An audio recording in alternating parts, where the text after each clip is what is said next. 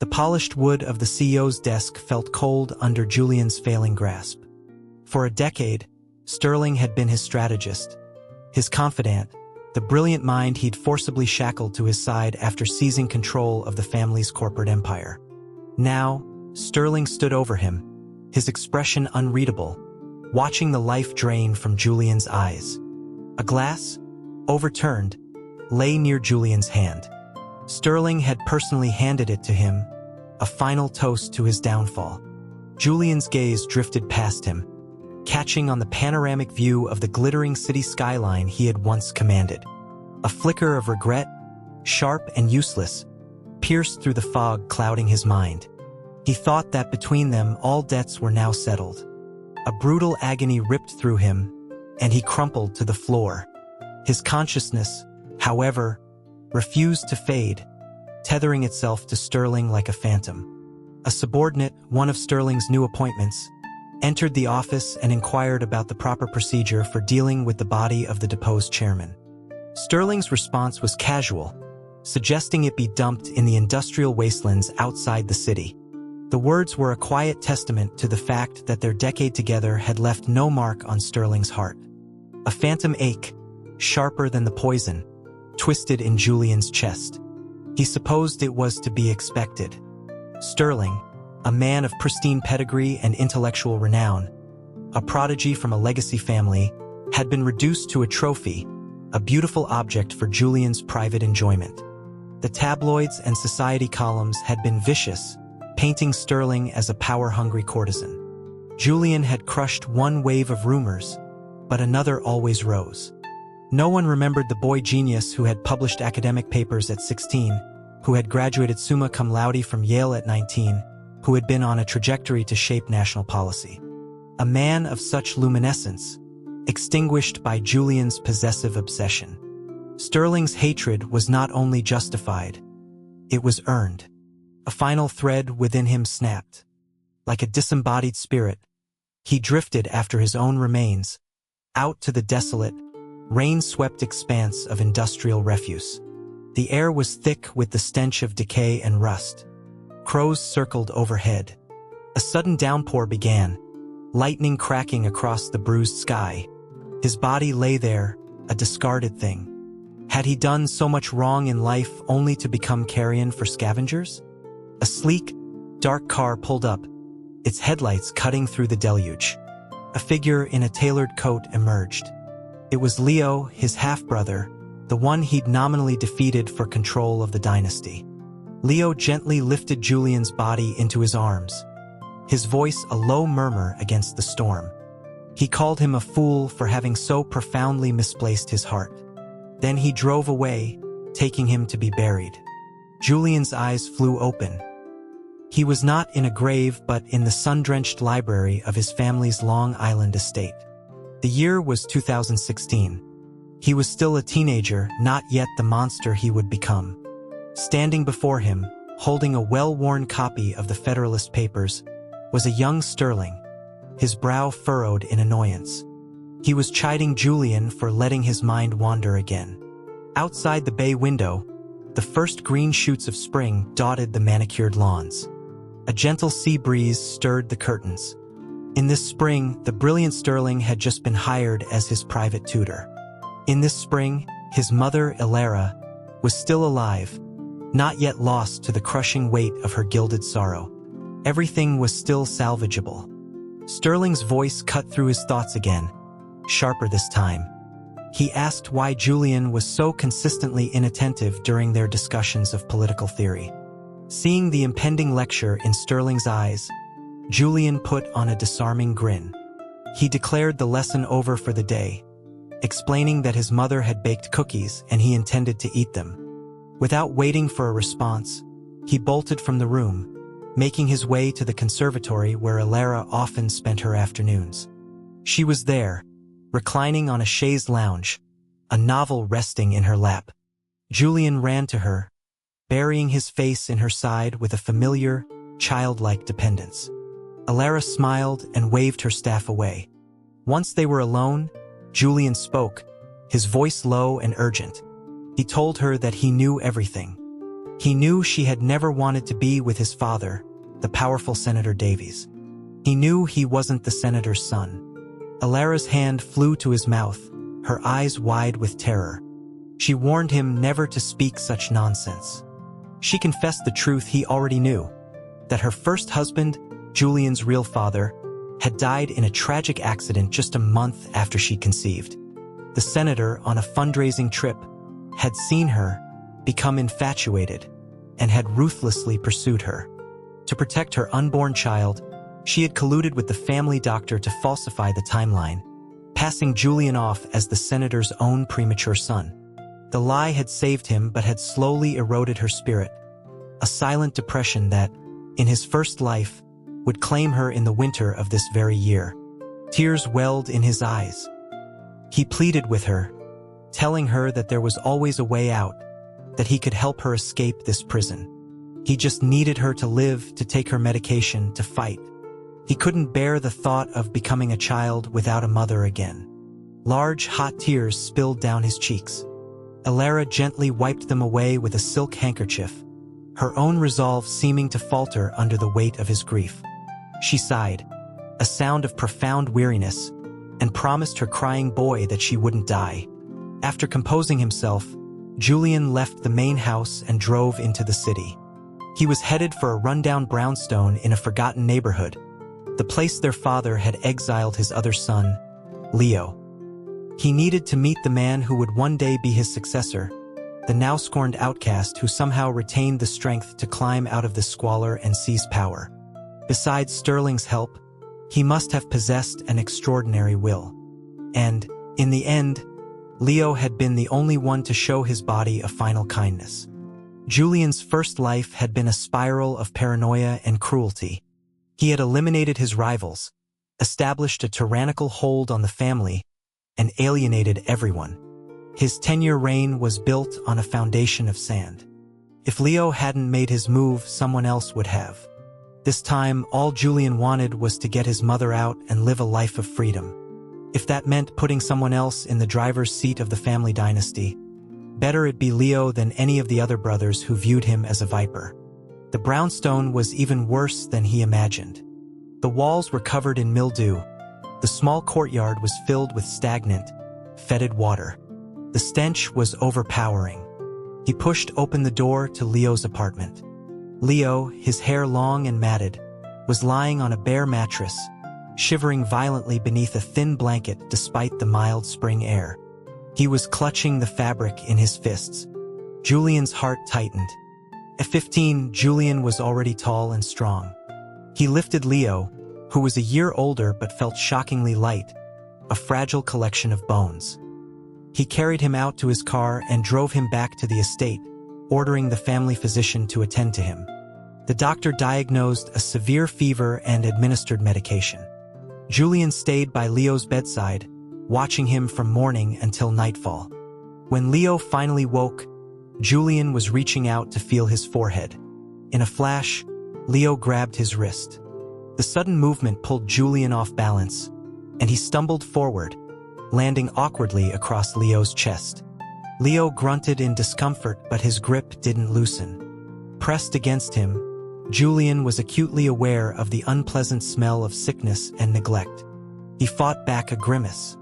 He thought he heard Leo whisper something that sounded like Julian, alive, but when he blinked in surprise and asked what he had said, Leo just released him with a short, dismissive laugh, claiming he'd misheard.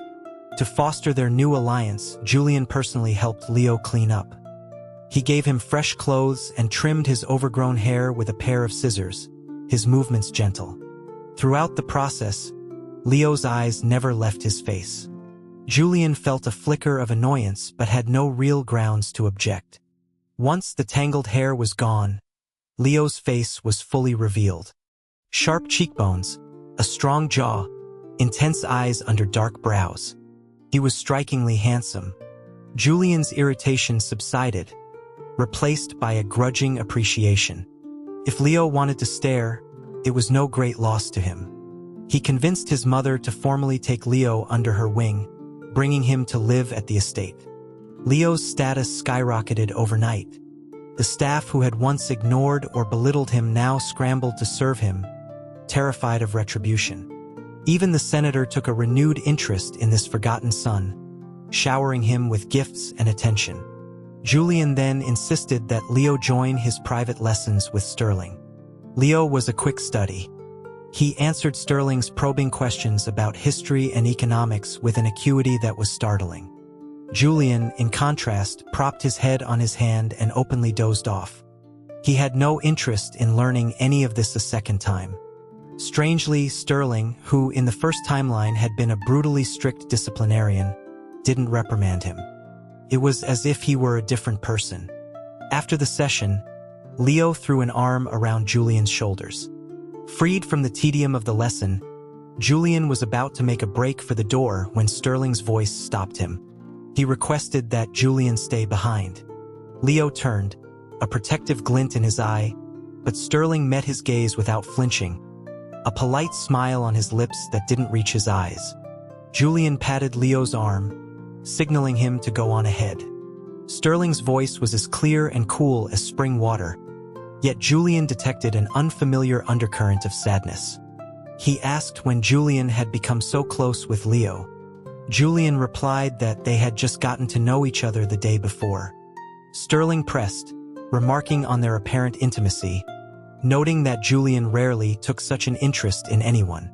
Not wanting to get drawn into a lengthy discussion, Julian stated coolly that his relationship with Sterling was also new, and that Sterling had no right to comment on his friendships. He added that once Leo was caught up, he would tell his father that Sterling's services were no longer needed for both of them. He could focus on his own career and have more free time. Sterling's gaze dropped, and the hand hidden in the sleeve of his jacket clenched into a tight fist. Julian froze for a second, recognizing the gesture. It was what Sterling did when he was deeply unhappy. In their previous life, after Julian had forced him into their arrangement, Sterling was often passionate and uninhibited in private, but the moment they were apart, he would retreat into this quiet, broken posture. He had often looked like shattered glass, beautiful and painful to behold. Julian softened his tone. He offered a sincere wish for Sterling's future success. A man like Sterling, he thought, deserved happiness, not the sorrow. He should always be on a pedestal. In his first life, after his mother died and the secret of his parentage was revealed, the senator's affection had turned to murderous contempt. The staff, sensing the shift in power, had tormented him. The senator's third son had once forced him to crawl between his legs in front of a laughing crowd. Only Sterling, then just 17 and already a formidable presence in his father's inner circle, had intervened. He had chastised the onlookers, reminding them that even if his mother was gone, Julian was still a living person deserving of dignity. Sterling had reached out a hand and called his name, telling him to get up. At that point, Julian had been abused for 6 months, living like a feral animal. Sterling had taken him in, cleaned him up, fed him, and, hearing of his misery, had defied the senator himself to give him sanctuary in the Sterling family home. That act of kindness had sparked Julian's obsession, leading him to eventually eliminate his rivals, poison the senator, and seize control, only to trap the very man who had saved him. Sterling had never liked men. His coldness and verbal abuse had been constant. It was Julian who had wronged him. He knew that now. He didn't blame Sterling for the poison. He didn't love him anymore. After a decade of scorn, even obsession can wither and die. He sincerely wished Sterling a life of peace, forever looking down upon the world from a great height. Sterling remained silent. Julian didn't press him, turning and walking away. When he returned to his mother's wing, he found Leo on the patio, playing a game on his phone. He was bathed in the warm afternoon sun, laughing and joking with Alara, whose own laughter sounded brighter than it had in years. 10 days later was the senator's annual birthday gala. Alara had prepared a thoughtful, if not extravagant, gift for him. A framed collage of family photos from happier times. The evening, however, was marred by an incident. The third son, Evan, was conspicuously absent. His mother, the senator's second wife, Patricia, looked livid. She tried to placate the senator, her voice syrupy, explaining that Evan's elaborate gift required extra time to prepare. Julian seized the opportunity for a jab, wondering aloud what priceless artifact could possibly justify such disrespect on his father's birthday. Patricia shot him a venomous look, snapping at him not to interrupt his elders. The senator barked at her to be quiet and sent his security to find Evan. The gala ended, but Evan was still missing. Every year, the senator concluded the night with a private fireworks display on the far side of the estate. As the family and their inner circle walked toward the viewing area, they began to hear sordid sounds from a nearby guest cabana, a woman's exaggerated moans and a man's coarse laughter. The senator, his face a mask of fury, strode ahead and demanded to know who was carrying on in such a disgraceful manner. He sent a young security guard to investigate. The guard returned, pale and trembling. The senator kicked him. He yelled at him to stop shaking and drag out whoever was inside for public humiliation. The guard glanced fearfully at Patricia, then stammered that it was Evan. The senator, shaking with rage, stormed into the cabana. A scantily clad woman, a well-known escort, was wrapped around a disheveled Evan. They seemed oblivious to the world. The senator slapped Evan across the face, then ordered his security to have the woman removed and charged. Evan immediately fell to his knees, sobbing that it was a mistake and begging for forgiveness. The senator's voice was ice. He declared that his son was a degenerate with no ambition, and banished him to a remote and undesirable property in North Dakota, forbidding him from ever returning to New York. The punishment was a political death sentence. Patricia pleaded for her son, reminding the senator that Evan had been raised in luxury and wouldn't survive such a harsh place. This only enraged him further. He slapped her too, accusing her of failing as a mother and publicly demoting her from her role on the board of the family's charitable foundation. After that, no one dared to speak. Evan died on his way to North Dakota from a drug overdose. His mother suffered a complete mental breakdown. Julian noticed that Leo's offshore bank account, which he'd seen open on his laptop, was significantly lighter. Leo just smiled mischievously while muttering platitudes about the departed. That night, under a sky full of stars, Julian slipped into Leo's room. Leo was just getting into bed. In the dark, his eyes seemed to glow. Seeing Julian, a warm, indulgent smile spread across his face. He asked if Julian had come for a late-night cuddle. Julian told him to cut the crap, then asked if he had set Evan up. Leo gave a slow, deliberate nod. Julian remarked with a cynical laugh that his dear brother was far more cunning than anyone gave him CR for. Leo waved a dismissive hand, saying he was nothing compared to Julian. He leaned in close, his breath warm against Julian's ear, and whispered that in his past life, Julian had Evan professionally ruined in a way that was far more permanent. He had done this to spare Julian the trouble. He couldn't understand how Julian could call him ruthless for it. Julian stared at him, a slow smile spreading across his face. He told him that being called ruthless wasn't an insult. In fact, he found ruthless people very appealing. Leo's eyes curved into crescents. Outside, a roll of thunder sounded, and a spring shower began to patter against the window panes. Leo suddenly pulled Julian into an embrace, resting his head on his shoulder. His voice, usually so confident, held a pleading note. He claimed to be afraid of thunderstorms and asked Julian to stay with him. Julian agreed. He stayed, not bothering to ask how Leo knew he was a reincarnate. A person's behavior, when so drastically altered, was a clear enough signal to another who had lived the same life. He decided to be direct. He asked if they had been friends in the past life, why Leo had been the one to retrieve his body, and what his motives were now. Leo's face was cast in shifting shadows from the flickering candle on his nightstand. His voice was earnest. He described Julian's appearance in the past, a striking figure with pale skin and an air of tragic beauty. He recounted the time after Alara's death, when Julian was an outcast, bullied by everyone and surviving on scraps. Leo had pretended to be hungry and demanded Julian's meager meal, and Julian, with his saintly face, had simply handed it over without a fight. Leo paused, his tone shifting to one of fond exasperation. He called him an idiot and said that someone had to protect him. He promised Julian that this time, he would be the one to eliminate any obstacles in his path. He would take on the infamy of betraying their family.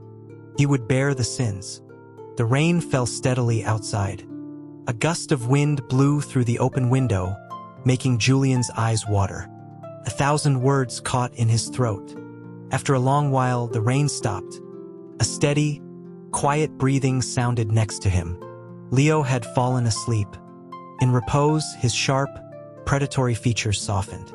Julian whispered a single word into the quiet room. "Thanks." Leo gifted Alara an expensive set of imported skincare products. Her skin regained its luster, and the color returned to her cheeks. One morning, the senator was helping her with her makeup and saw his own reflection in the mirror.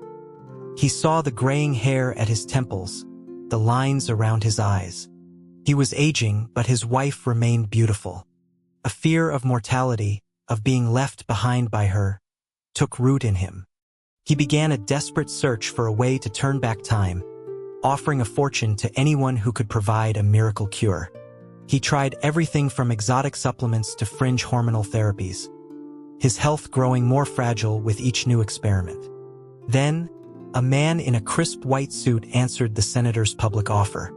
He presented a box of yellow powder that, when mixed with water, produced remarkable effects. The senator's strength returned, his appearance grew more youthful. The man was paid handsomely, and the senator became devoted to his new medicine. Sterling, however, was alarmed. He staged a protest outside the senator's private office, refusing to leave, begging him to stop taking the powder. The summer night was hot and humid, the air thick with the sound of cicadas. Sterling collapsed from dehydration several times, but after being revived by the medical staff, he would return to his vigil. He insisted the substance was dangerous, that it was destroying the senator's health long-term. But the short-term benefits were too seductive. The senator refused to listen. Sterling knelt there for days, his defiance becoming a topic of gossip throughout their social and political circles. But the senator, now exhibiting signs of addiction, was beyond reason. One sweltering afternoon, Sterling appeared in Alara's conservatory, an unwelcome guest. He looked gaunt and exhausted. He confronted Julian, who was lounging on a sofa, eating chilled watermelon slices in front of 3 oscillating fans. His voice was strained but firm, demanding to know what Julian hoped to gain by letting his own father destroy himself. Julian feigned innocence, smiling sweetly. He claimed to have no idea what Sterling was talking about, saying he'd been cooped up in his mother's wing for days, trying to escape the heat. He blinked his long lashes, the picture of naivete. Sterling let out a bitter laugh.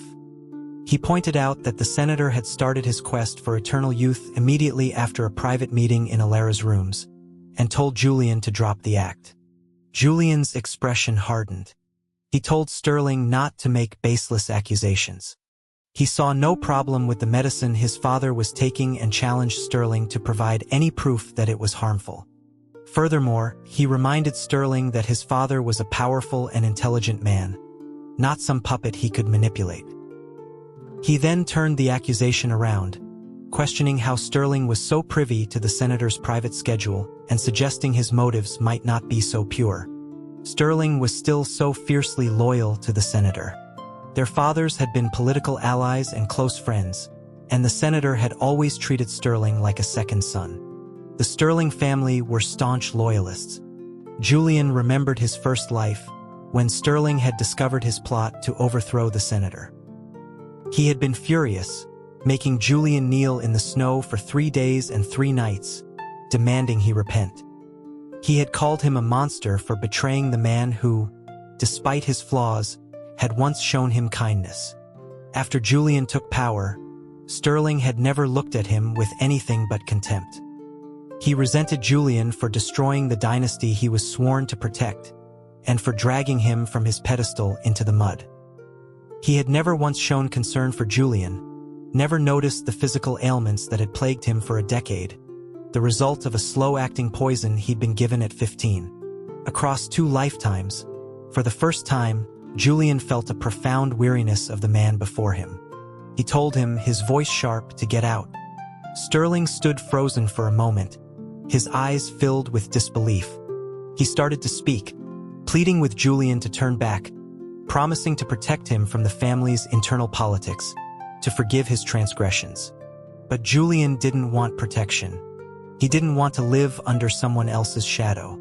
He wanted to fight for himself, for his mother. Sterling, born to privilege, wrapped in the cotton wool of a loving and stable family, couldn't possibly understand the desperation that drove him. He had never had to touch the darkness. Julian looked at him, his voice now calm and earnest, almost begging. He asked Sterling to leave him alone. If Sterling truly believed he was doing something wrong, he should go and report him, not put on this nauseating pretense of caring for his welfare. Sterling had a habit of trying to mediate conflicts that were destined to be fatal. Julian wasn't afraid of being exposed. The senator was too far gone in his addiction to be saved. Sterling's voice was barely a whisper.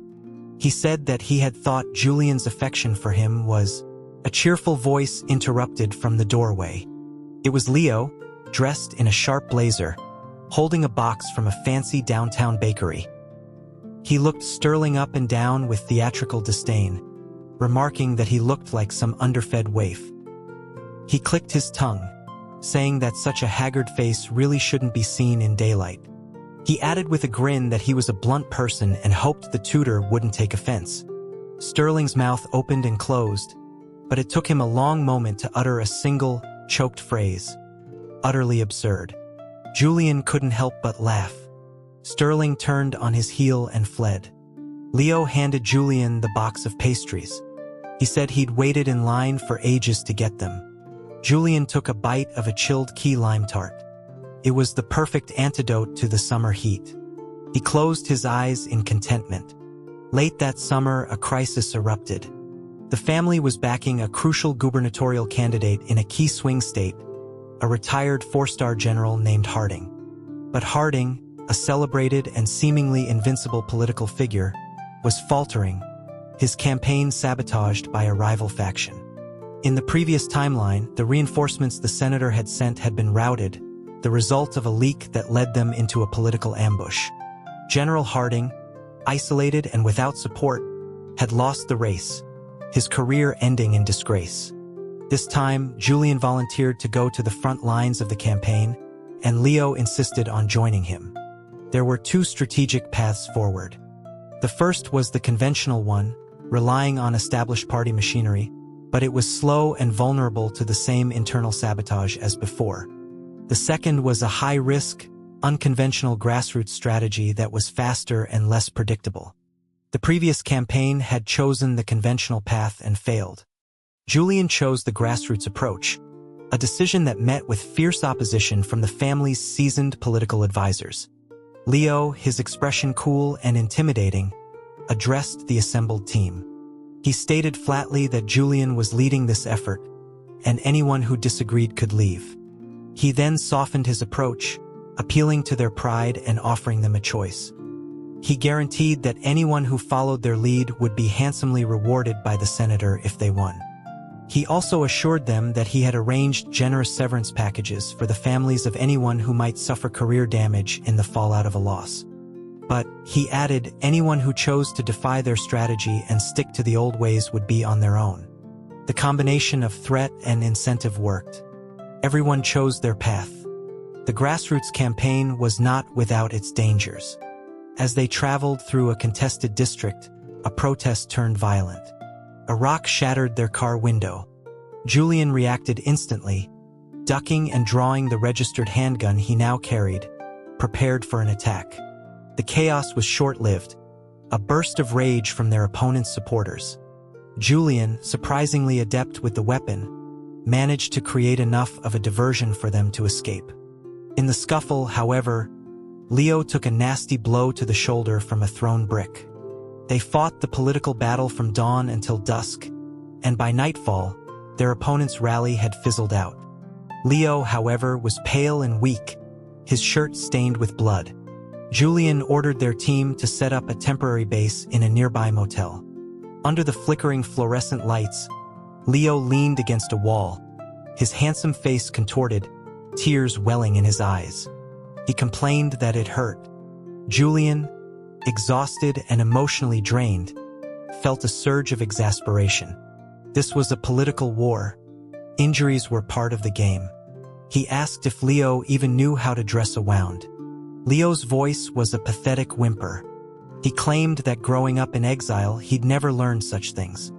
So Julian tore a strip from his own shirt, disinfected the wound with cheap whiskey from the minibar, and bandaged it tightly, finishing it with a comically neat bow. The whole process was swift and efficient. Leo blinked at him, his voice pitiful. He fretted about how he could possibly sleep, injured and in such an unsafe place. Julian rubbed his aching temples. He was bone-tired from the day's events, and Leo's incessant whining about potential ambushes and infections was grating on his last nerve. He finally snapped, telling him to shut up. He grabbed Leo's jaw, silencing him. He promised to stand guard to ensure Leo wouldn't die. Leo was a restless sleeper, constantly shifting and trying to burrow into Julian's side. Julian was about to push him away in annoyance when he realized Leo was shivering, his body cold despite the stuffy room. The wound must have brought on a fever. The man who was usually so cunning and sharp was now as vulnerable as a child. Julian sighed and pulled him closer, holding him tightly. Exhaustion claimed him almost instantly. In the hazy space just before waking, he felt something soft and insistent moving against his face, pressing against his lips, a gentle invasion. He tried to turn away, but the pressure became more demanding. The next morning, they continued their campaign. They arrived in the state capital just in time. The injection of their resources and unorthodox strategy revived Harding's flagging campaign, bringing new energy to the staff and voters. The fight was brutal. During a final rally, Julian was stabbed in the side by a lone attacker. After their candidate was declared the winner, Julian nearly collapsed, using a flagpole to hold himself upright. He wasn't afraid, but Leo was crying again, his face streaked with tears as he begged him not to die. Julian's breath was shallow, his words broken. He told him he wasn't going to die, and asked why he was wailing like a grieving widow. Leo looked away, saying nothing. Julian recovered, but his 15th birthday was spent in a hospital in that remote state capital. With the election won, he and Leo stood on the balcony of their hotel suite, looking out over the city. Julian stretched out his arms, embracing the wind. Leo suddenly asked him what he wanted from this life. Julian answered without hesitation. He wanted freedom. He wanted to travel the world with his mother and stay by her side. He turned, a genuine smile on his face. He asked Leo if he wanted to be the one to rule their family's empire. He offered to help him achieve it. Leo shook his head. He wanted Julian. The answer was so unexpected it left Julian stunned. He felt a flush of anger, reminding Leo sharply that they were brothers. A low chuckle rumbled in Leo's chest. He told Julian he'd known for a long time that he wasn't the senator's son. He said Julian craved love, and that he could love him more than anyone in the world. He promised that he and Alara would protect him, that they would always be his safe harbor. He pointed out that, in their past life, Sterling had failed to cherish him. He asked Julian to give him a chance. It was a beautiful speech, and perhaps Julian thought he could give it a try. Leo was handsome, and he was undeniably good to him. Leo continued, promising that he would take care of anyone Julian wanted gone, that he would still love him even if the whole world despised him, that he would stand by him no matter what. The words were cliché, but they sent a wave of warmth through Julian. He leaned in and kissed Leo's forehead. He heard his own voice say, "Okay." From a darkened corner of the balcony, there was a sharp crack, the sound of shattering silver. Julian turned and saw Sterling standing in the shadows by the door. His eyes were red-rimmed. Even in his distress, he maintained his perfect posture. He must have heard everything. At his feet lay the pieces of a silver locket, engraved with a star and a feather, a celestial tribute to their names, Sterling and Julian. A bitter smile touched Julian's lips. So Sterling was a reincarnate too. An engraved locket, with their symbols intertwined, was something he had desperately wanted in his first life. He had read that such a gift symbolized an eternal, inseparable love. He had begged Sterling to have one made for his birthday. Sterling had refused. Julian's smile widened. He recalled telling Sterling that their debts were settled. He asked, his voice laced with mockery, if the great Sterling, after orchestrating his death, had suddenly discovered he was in love with him after all. Sterling's body trembled. He knelt to pick up the broken pieces, his voice sounding distant and strange. He said it was Julian's birthday, that he had flown all night to bring him a gift. The locket was broken. He pleaded with Julian not to be angry, promising to fix it, asking for his forgiveness. The sharp edges of the silver cut his hands. Blood dripped onto the metal, but he seemed not to feel the pain, his focus solely on gathering the fragments. Julian's voice was sharp. He told him that was enough. He said he had never blamed him. The past was his fault to begin with. The poison had settled his accounts. There was no need for this. Their history was a tangled mess of grievances with no clear right or wrong. The only possible resolution was to erase it completely. Sterling suddenly shouted that he never expected Julian to actually drink the poison. He said that if Julian had just shown a moment of weakness, he wouldn't have gone through with it. He choked on his words, unable to finish the thought. Julian knew what he wanted to say. He wanted to say that Julian had always been persistent, like an unkillable cockroach. No matter how much Sterling had rejected him, he had always shamelessly returned. When Sterling's hands were cold in the winter, Julian had warmed them against his own stomach. When Sterling had contracted a contagious illness, Julian had personally nursed him back to health, afraid the staff would neglect him. Julian sighed. He told him that the past was the past. Now Sterling was free to pursue his brilliant career. He assured him that even if Leo took over, he would not harm him. Sterling seemed to snap. He cried out that it wasn't fair. He said that Julian had forced him into a relationship, and then, just as he had fallen in love, Julian had walked away, declaring them even. He accused Julian of leaving him alone, trapped in their shared memories. Leo stepped forward, his voice dripping with sarcasm. He said that by that logic, Julian was the one who had been wronged, having been killed by him. He started pushing Sterling toward the door, telling him to get out before he lost his temper. Sterling swung a punch, catching Leo on the bridge of his nose. Leo retaliated, and the two of them devolved into a clumsy, desperate brawl. Julian yelled at them to stop, but they ignored him, trading blows like angry children. Finally, Julian physically pulled them apart. He turned to Sterling and told him to stop causing trouble. Sterling, his voice cracking, pointed a trembling finger at Leo, insisting that Leo had provoked him. He asked why Julian hadn't seen it. Julian didn't answer. He simply took Leo by the arm and led him away. As they left, Leo shot a triumphant smirk over his shoulder at Sterling. Julian twisted his ear sharply and told him that was enough. On their last day in the state, Julian had a long, private meeting with General Harding that lasted until dawn. Then he and Leo led their team back to New York. As their car approached the family estate, they heard the tolling of a church bell, 9 solemn rings. The senator was dead. Julian suppressed a smile. Of the eligible heirs, the eldest had long been banished. Evan was dead. The remaining sons were too young to take control. That left only him and Leo.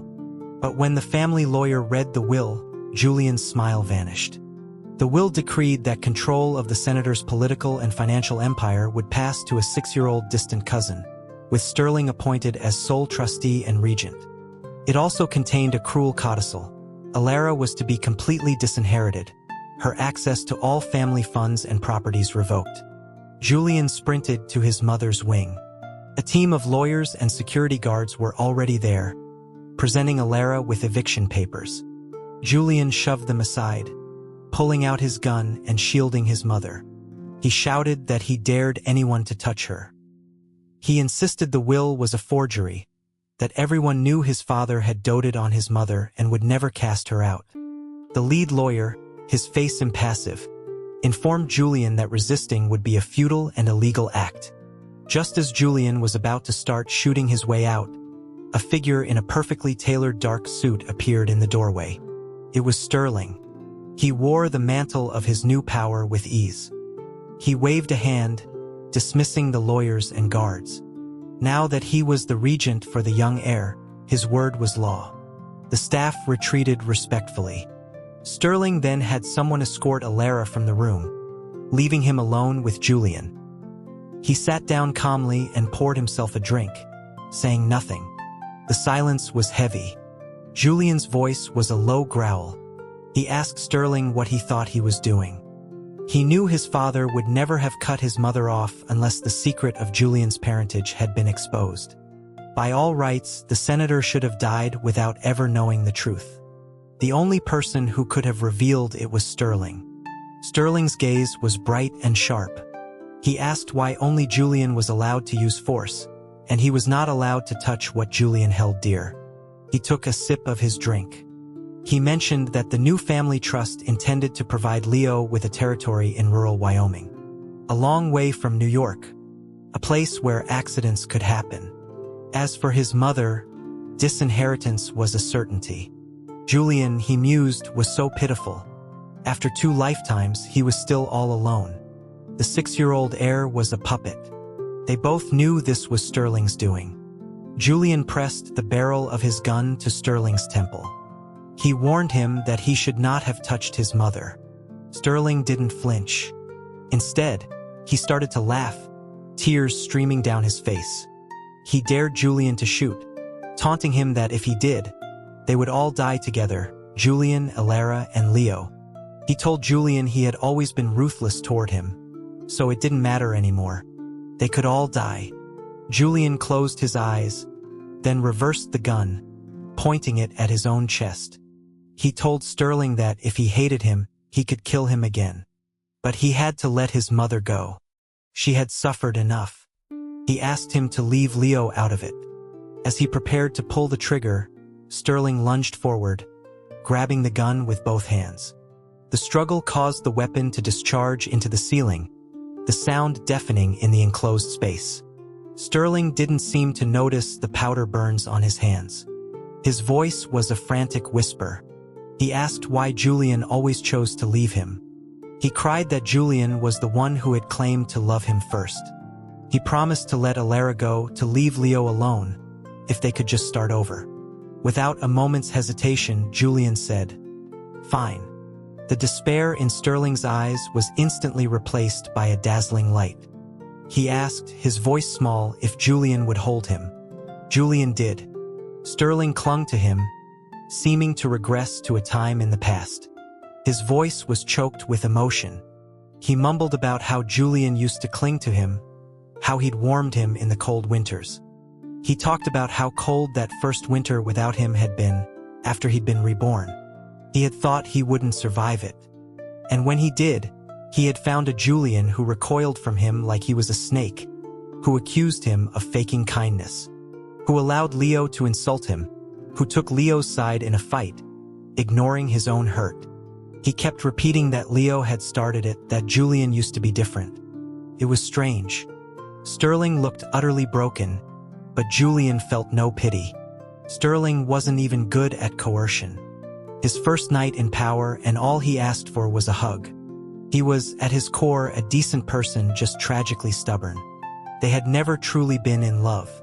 When Julian had been madly obsessed with him, Sterling had despised him. Now that Julian was indifferent, Sterling was performing these unhinged acts to keep him. Julian spoke calmly. He asked why they couldn't just part ways amicably. Sterling simply pressed his lips to Julian's, silencing him. He said they could never be parted. It was a shame. 5 days after the new heir was installed, General Harding led a cadre of federal investigators into the senator's affairs. Citing irregularities in the will and evidence of undue influence, they launched a full-scale investigation that effectively dismantled Sterling's carefully constructed power base. The plan Julian had made on his last night in the state capitol had been to help Harding win. In exchange for the general's help in exposing the corruption at the heart of his family's empire, Sterling's gambit had ended in failure. Julian didn't have him prosecuted. Sterling simply disappeared, checking himself into a private, long-term care facility in Switzerland, his own self-imposed exile. His own kind of monastery. Leo became the de facto head of the family, but his reign was short. He liquidated the most toxic assets, restructured the family holdings into a legitimate charitable foundation, and then walked away from it all. He, his mother, and Julian settled in a quiet coastal town in Maine. They traveled, they lived simply, they were finally free. Leo would visit sometimes, trying to entice Julian back to the city, joking about a gilded cage he had built for him. But Julian would never go back to that life. He was content to spend his days with his mother. Another spring arrived. Leo, having appointed General Harding's son as the new head of the foundation to manage it in his stead, showed up on their doorstep with a single duffel bag. He stood in the dappled sunlight, a wide, bright smile on his face. He told Julian they could finally, truly be together.